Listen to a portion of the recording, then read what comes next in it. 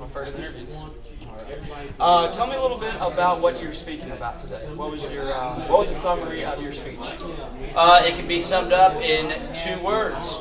Choose freedom. Choose freedom? Choose to be free. And how do you choose to be free? You simply be free. You ignore any unconstitutional restraints or anything that would inhibit your natural inherent right to be free, and you live. You just be. Absolutely. Why do you support Deborah Medina? I support Deborah Medina because what it boils down to is because she's real at the core. There's a number of reasons why I support her, but that's the very basic one. She's a real human being, a real Texan. She's not in it for any special interest. She's a woman of the people, and she's just the real deal. She's not going to screw you around. She's a straight talker. That's it. That's one of my number one things I look for in any candidate, regardless of their ideology. The first thing I look for is if they're the real deal, if they're in it for the people rather than for themselves or for the special interest. What about Oath Keepers? Oath Keepers is strong. I'm looking forward to doing some more work with that. I think it's absolutely necessary. Part of my speech was about the question of competing coercion, competing force. Obviously, the state has a lot more force than we do right now, but part of that force is the United States military and any enforcement or executive officer, for that matter. So if we're able to get them to stand with the people in holding up their constitutional oath, then we take away the state's coercive means of enslaving us. So it's huge. I'm all about it. Well, Weird Change Austin is trying to start up a chapter. How would an organization like that, or TAG, how would you approach that? How would you start an Oath Keepers chapter here in Austin?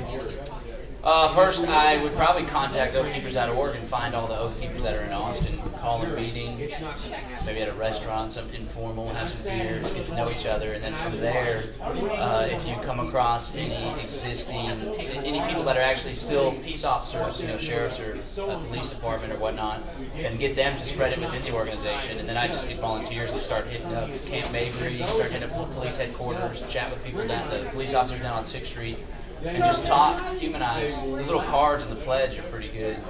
Was it 10 items or however many that they wouldn't do? What about Continental Congress? How could you sum that up? Well, 3 patriots, 3 delegates from each state were elected to go meet and to discuss the long train of abuses that the federal government has been waging against the people. And we came up with solutions, instructions for the federal government to get them to stop, because we're beyond asking now. Bob Schultz has already petitioned for 14 years with no response whatsoever.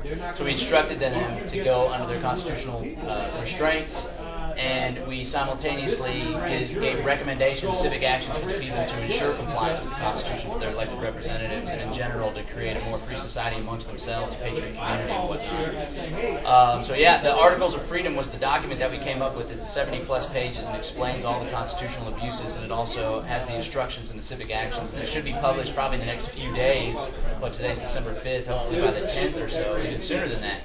So I would encourage everybody to check that out. It's got some really good recommendations on what we can do to restore our republic, and it's a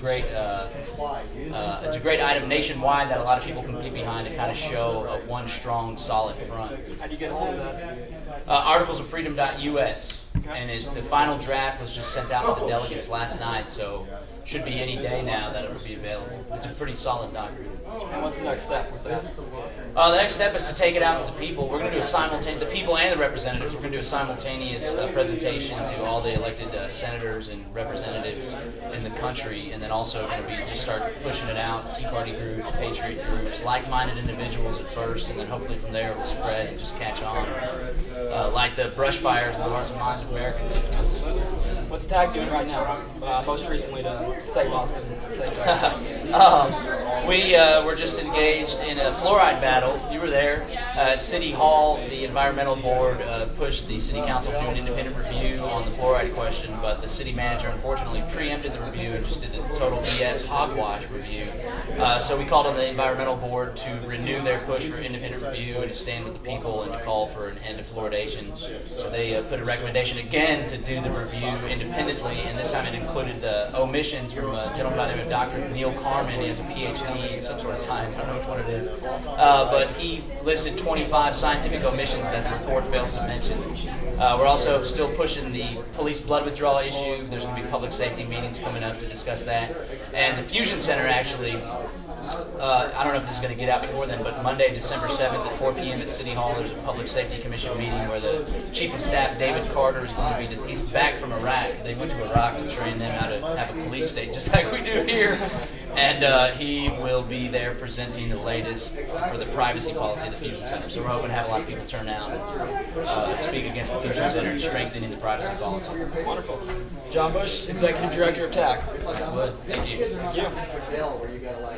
Perfect.